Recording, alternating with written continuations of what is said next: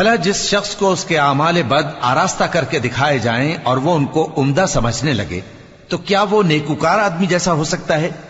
بے شک اللہ جس کو چاہتا ہے گمراہ رہنے دیتا ہے اور جس کو چاہتا ہے ہدایت دیتا ہے.